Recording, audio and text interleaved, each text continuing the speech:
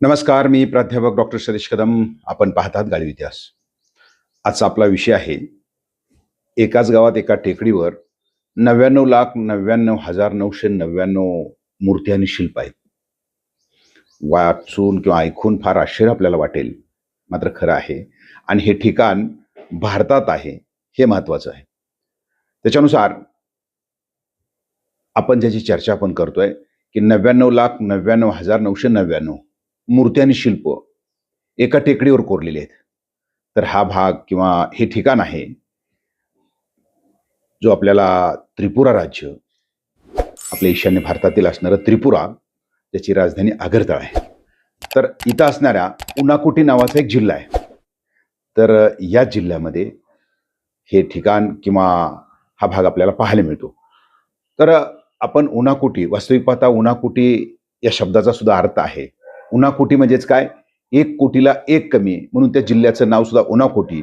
आणि हा जो परिसर आहे त्याला उनाकोटी असंच म्हटलं जातं. कारण का?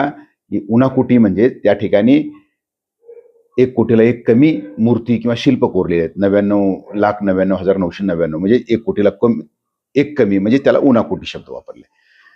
तर हा जो भाग आहे 150 एकराचा हा परिसर, त्याला रघुनंदन टेकडी अशा प्रकारचं नाव आहे. त्या असणाऱ्या मूर्तीवरून, तिथं असणाऱ्या भव्य अशा प्रकारच्या शिल्पावरून त्याला भारतातील अंगकोर वाट असंही प्रकारचं नाव पडलेलं आहे. जसं कंबोड्यामध्ये गेलो तर कंबोड्यामध्ये विष्णूचं एक मंदिर आहे, तर ते 407 एकरवरलं आहे. त्यामुळं अशा प्रकारचं भव्य विशाल अशा प्रकारचं जे या ठिकाणी कोरून ठेवलेलं आहे. म्हणजे एक इथं असणारा रघुनंदन नावाचा जो काही डोंगर आहे, त्या डोंगराच्या रांगेला अशी एक भिंतीसारखा म्हणजे खडक आहे. जसं आपण एखादा बंधारा बांधतो, जसं बांध घालतो, तशा प्रकारचा एक खडक आहे. आणि त्याच खडकाला यांनी हे शिल्प असतील, ह्या काही मूर्त्या असतील, ह्या मूर्त्या कोरून ठेवलेल्या आहेत. म्हणजे इथं भव्य अशा प्रकारचा तुम्हाला शिवलिंग पाहायला मिळतो. तिथं भव्य अशा स्वरूपातली, ज्याला आपण भैरवाची मूर्ती म्हणतो, 30 फूट उंचीची भैरवाची मूर्ती त्या ठिकाणी पाहायला मिळते. शंकराची मूर्ती त्या ठिकाणी पाहायला मिळते. आणि त्याच्याचबरोबर पुन्हा गणेशाची मूर्ती आहे, दुर्गेची मूर्ती आहे. रामायणातले बरेच असणाऱ्या मूर्त्या याच्यामध्ये आपल्याला पाहायला मिळतात.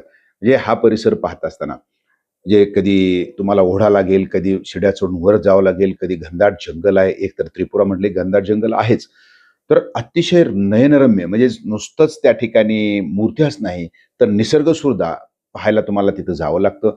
खास करून आपण जर भैरवाची मूर्ती पाहायची असेल तर 30 फूट उंचीवर शिडीवर जावं लागतं. आणि त्या भैरवाचा जो काही वरचा मुकुट आहे तोच 10 फूट अशा प्रकारच्या दगडाने कोरलेला किंवा शिल्प काढलेलं, त्याच्यावर विणकाम केल्यासारखं कोरीव काम आहे. म्हणजे एक भव्य अशा स्वरूपातला हा जो काही ठेवा असेल, हा उनाकोटी या ठिकाणी आपल्याला पाहायला मिळतो.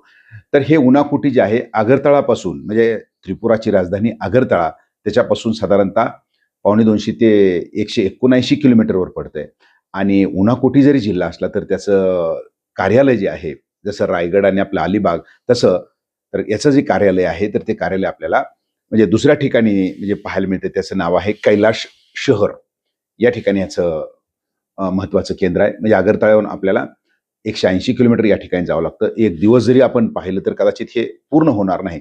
आता इथं हे जे काही शिल्प कोरलेत, हे काही मूर्त्या कोरलेल्या आहेत, तर हे कोरत असताना याच्या पाठीमागं शैव संप्रदाय मोठ्या प्रमाणात त्या ठिकाणी आपल्याला दिसतोय. म्हणजे शिवाशी निगडीत भरपूर मूर्त्या आहेत त्या. त्याचबरोबर रामायण महाभारत सुद्धा आता सांगितलं, तर ह्या मूर्त्या 7 ते 9व्या शतकामध्ये कोरलेल्या आहेत. तर तिथं त्या कालखंडामध्ये पाल घराण्याची सत्ता होती. म्हणजे हा परिसर जो होता बंगालच्या ताब्यामध्ये यायचा. आणि त्यामुळंच उनाकोटी हा शब्द सुद्धा या बंगाली शब्द आहे. उनाकोटी म्हणजेच 1 कोटीला 1 कमी.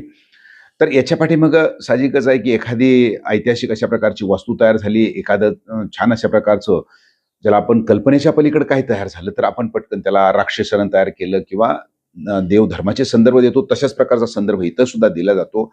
तर तो संदर्भ आहे की एकदा जे काही भगवान शंकर काशीला जायला निघाले, त्यांच्यासोबत 1 कोटी अशा प्रकारचे गण त्यांचे सोबती होते, सहकारी होते. त्यांनी सांगितले की उद्या सकाळी आपल्याला एवढ्या वाजता निघायचं आहे.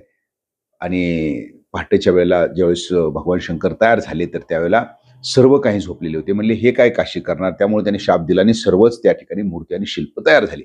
आता हे एक मिथक जरी असलं तरी सुद्धा याच्या पाठीमागं दुसरं एक सांगितलं तर की कालुकुमार नावाचा त्या परिसरातला जो शिल्पकार आहे, या शिल्पकारानं हे शिल्प कोरले आणि त्याच्याच वारसदारानं पुढं कोरत 200 वर्ष हे शिल्प कोरत गेले. तर अशा रीतीने एकंदर हे जे शिल्प आहे हे भारतामध्ये आहे हे आपल्याला महत्वाचं आहे आणि याच्यावर फार काही प्रकाश पडलेला आहे. मकर संक्रांतीला फार मोठी यात्राही त्या ठिकाणी भरते. त्यामुळं म्हणजे हे जे शिल्प असतील एकाच गावामध्ये एका टेकडीवर आपल्याला 99,99,999 अशा प्रकारच्या शिल्पकला पाहायला मिळतात.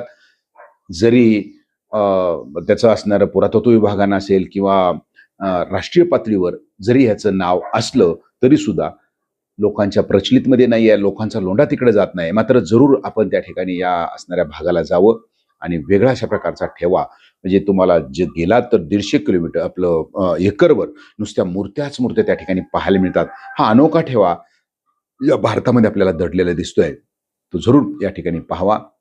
हा व्हिडिओ आपल्याला कसा वाटला निश्चित सांगा, लाईक करा, शेअर करा आणि विनंती जे नवीन असतील त्यांनी सबस्क्राईब करायला विसरू नका. पाहत रहा गाढव इतिहास.